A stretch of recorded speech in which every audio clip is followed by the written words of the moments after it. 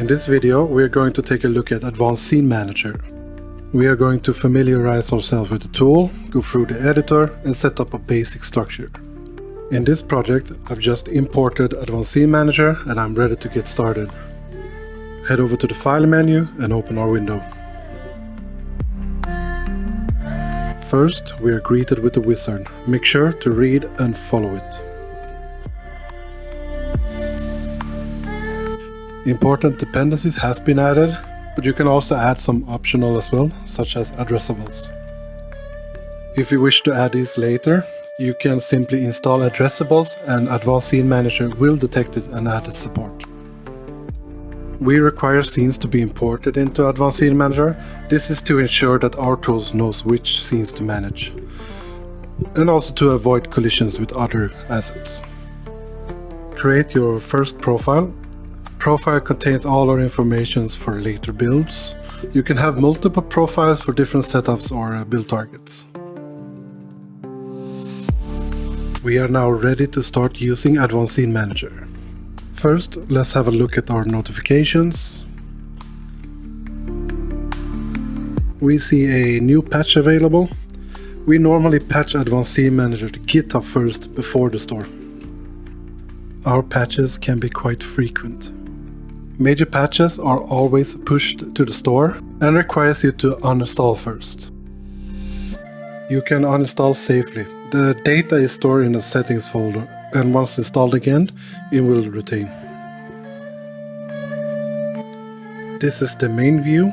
What you see here is what's contained in your profile. We've added 2 collections for you to start with. You can think of collections as a folder of scenes.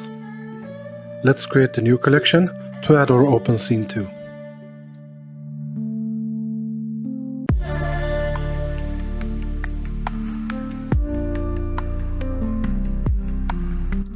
By design, only one collection can be opened at any given time. To make it clear that transitioning between collections closes and opens scenes as expected.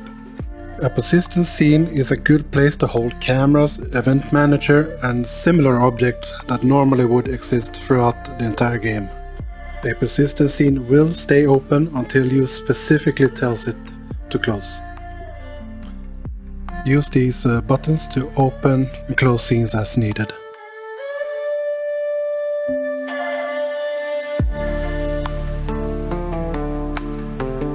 There is 2 ways to mark a scene as persistent. One way would be to mark the entire collection as persistent, then every scene below it will stay open. Or you can mark each scene individually. When we first open or play the game, Advanced Scene Manager runs a startup sequence. Collections marked as startup will be open during this phase.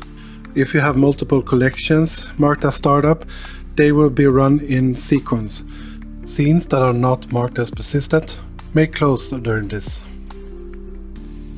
Let's do a quick playtest.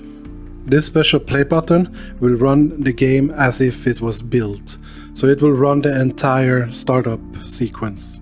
You can still use Unity's play button to test a scene quickly, but it will not run the startup sequence. Keep that in mind if you have dependencies in other scenes. You may have noticed that we have opened a few more scenes than expected. The fallback scene is there to ensure that additive loading works perfectly, as one scene must always exist. The startup scene is the first scene to be opened. A few other assets needed the logic to be in the first scene. This one exists to support it. And a splash screen. The splash screen is a bit different from Unity's. It's a proper scene, so you can do a lot more in it. The bootstrap scene is open as expected. Before we continue to build up our structure, let's have a look at the settings. First, the scene overview, if you need to handle the imports. Then we have the search bar. And the utility function window. This is where you can find tiny handy functionality. For For example, when you need to create a new loading screen or a splash screen, there's a quick little functionality in here. You have the notification bell, the ASM menu. This is where you can look at the latest updates. You can find some handy links here to our documentation, and if you wish to leave a review, you can find a link here. The dev build button is a nice little way to create a build that is temporary. And then we have the main settings menu. I will not go through everything in this menu, but I urge you to have a look at it. The more commonly used is the scene loading, but I want to show the assets section first. Here you can blacklist and whitelist folders of scenes that you want to see in Advanced Scene Manager or not. You can also right-click during import to whitelist or blacklist scenes or folders. Let's check out the scene loading tab. This is where you set up per profile startup scenes, loading screens, splash screens, etc. If you really need to have a startup scene, you can add one here. The scene needs to be imported for the picker to find it. In most cases, you do not need a scene. You should also mark it as persistent if you want the scene to persist, otherwise it's going to close when the next collection gets loaded. Next up is the splash screen. I recommend you to make your own. In a future video I will show you how to. You can think of the splash screen as the loading screen of the startup process. However, for the editor, we don't need a splash screen, so I'm going to disable it for the editor. Next up is the default collection loading screen. This loading screen will be used for any collection that you open, but each loading screen can be overridden per collection. I will also show you how to make a custom loading screen in a future video. By default, scenes that are loaded in Advanced Scene Manager are loaded in order and unloaded in reverse order. You can disable this here. Even if the scenes are loaded in parallel, they are still activated in order. That's due to how Unity works. We normally prevent you from opening the same scene multiple times. If you need it for some reason, you can disable it here. If you want to enable cross-scene referencing, you can enable it here. However, I strongly recommend you to try to work in a way to avoid it. It will make scene independence and debugging a lot easier. And the last section is for spam protection.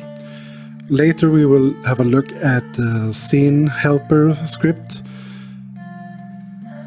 The scene helper script by default uses spam protection. The spam protection helps to avoid a user spam clicking a button and trying to load the same thing, causing errors. However, you should still build around it yourself. Let's continue with our setup. I've added a very simple main menu, and let's set it up to see how we load scenes in Advanced Scene Manager. I'm gonna dock the window to the side here so we can see what happens, and I will open up the menu. I no longer need the Viking Village scene, so I'm gonna close it. I will select the Start Game button, and from the bottom of the Scene Manager window you will find a button that is called Scene Helper. This button can be dragged into a Unity event. The Scene Helper is a scriptable object. It contains most basic functions to load scenes. In a later video I will show more how to load scenes through code. For this sample, I just want to load the next collection.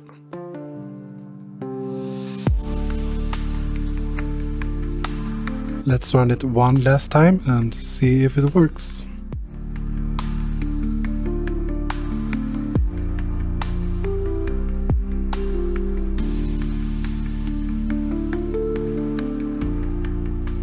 It works almost as expected. However, you may have noticed that it flickered a little bit when changing scene. And if I slow it down for you, you can see that it's the skybox and the lighting that changes. This is because we haven't told Unity which active scene we want to use. So it shifts constantly between scenes. Let's head back to the scene manager and select our active scenes. I will pick one for the main menu and I will pick one for the Viking village. In a regular game, you go back and forth to the main menu, so it would be good if that also becomes an active scene. Let's play it again.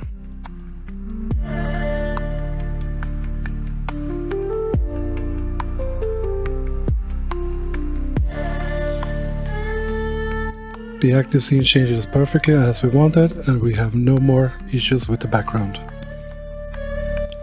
As I was recording this, I realized that I forgot about the build settings, and for a good reason.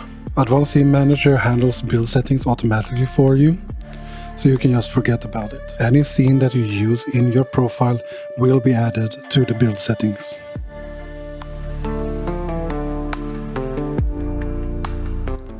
That is it for this video.